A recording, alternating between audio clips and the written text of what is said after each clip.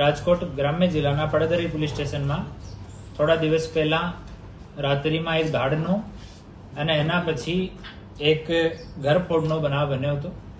એની તપાસ કરવા માટે રાજકોટ ગ્રામ્ય પોલીસની એલસીબી ટીમ, પડદરીની ટીમ અને તમામ લોકો ટેકનિકલ સર્વેલન્સથી, ટાવર ડમ્પથી, સીસીટીવી ફૂટેજ, બાતમીદારો તમામ સાથે સંપર્કમાં હતા.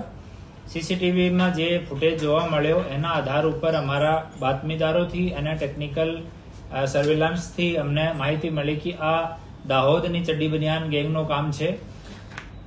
અમારી ટીમ ત્યાં 12 દિવસ સુધી સ્ટેન્ડ બાય રહી. એ લોકો ગામમાં હતા. ગામમાં એ નાનો ફોન યુઝ કરે છે જેનાથી પિન પોઈન્ટ લોકેશન નથી આવતી. તો ગામથી બહાર નીકળ્યા ત્યારે આ લોકોને પકડવામાં આવ્યા. પકડાયેલા આરોપીઓમાંથી 2 આરોપી સુભાષ ઉર્ફે સોબો ઉર્ફે શુભમ અને બીજો ગૌરવ ઉર્ફે કૈલાસ, એ બંને દાહોદના રહેવાસી છે. આમાંથી સુભાષ ગરબાડાનો રહેવાસી છે અને બીજું જો ગૌરવ છે એ ધાનપુર દાહોદનો રહેવાસી છે.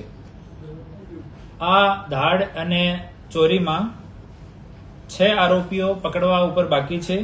રાજુ સવસિંહ બારિયા, ગરબાડા દાહોદ; ભરત બાદરસિંહ પલાસ, ગરબાડા દાહોદ; રાકેશ રાણિયા પલાસ, ગરબાડા દાહોદ; જયંતી, ગરબાડા દાહોદ; પ્રકાશ દિતિયા પલાસ, ગરબાડા દાહોદ; મડિયા ભાબરા અલીરાજપુર. એ લોકો ઓર બાકી છે. એ લોકો ગુજસી ટોકના, આમાંથી 4 લોકો ગુજસી ટોકના આરોપી છે. જામીન ઉપર એ લોકો હાલ છે. અને જ્યારે આની કોર્ટમાં તારીખ આવતી હતી ત્યારે દિવસમાં એ લોકો કોર્ટ અટેન્ડ કરતા હતા અને રાત્રિમાં પડદરી કે આજુબાજુના એરિયામાં જો પણ જગ્યા મોકો મળે ત્યાં એ લોકો ચોરી કરતા હતા. અને ત્યાં કોઈ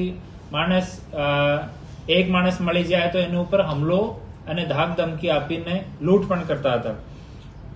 આ આરોપીઓ 3 ચોરી અને દાડની કબૂલાત કરી છે. એક પડદરીની દાડની કબૂલાત કરી છે, બીજી પડદરીની ચોરીની કબૂલાત કરી છે અને ત્રીજી રાજકોટ શહેરમાં રાજકોટ તાલુકાની એક ચોરીની કબૂલાત કરી છે.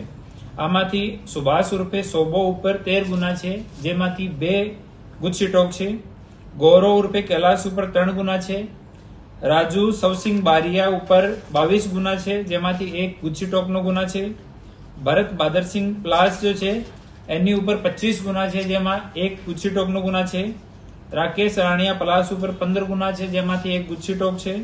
જયંતી ઉપર 2 ગુના છે. પ્રકાશ દતિયા ઉપર 4 ગુના છે. મડિયા સંજય તિતરિયા ઉપર 2 ગુના છે. આમાં જેટલાના લોકોના જૂના ગુના છે તમામ ગુનાના ઓર્ડર અમે લોકો નીકાળ્યા છે અને કન્સર્ન ડિસ્ટ્રિક્ટ સાથે વાત કરીને જૂના ગુનાઓમાં પણ આના બેલ કેન્સલ કરાવવામાં આવશે.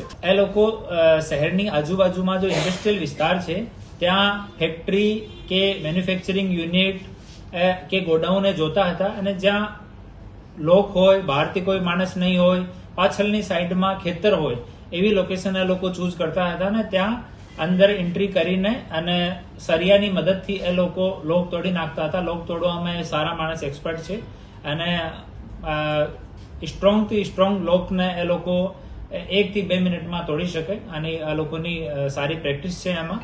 ઓર એ લોકો ક્યારે પણ પોતાનો ફોન સાથે રાખતા નહોતા અને પબ્લિક ટ્રાન્સપોર્ટનો જ યુઝ કરતા હતા. જ્યારે દાહોદથી આવતા હતા ત્યારે દાહોદથી એસટી બસમાં, પછી અહીંયા બસ સ્ટોપથી ઓટો રિક્ષામાં કોર્ટ આવતા હતા, કોર્ટથી ઓટો લઈને અને પછી બહારના ઇન્ડસ્ટ્રીયલ એરિયામાં જતા હતા અને દિવસમાં ફરીને જોઈ લેતા હતા કે રાત્રિમાં અહીંયા ચોરી કરવાની છે.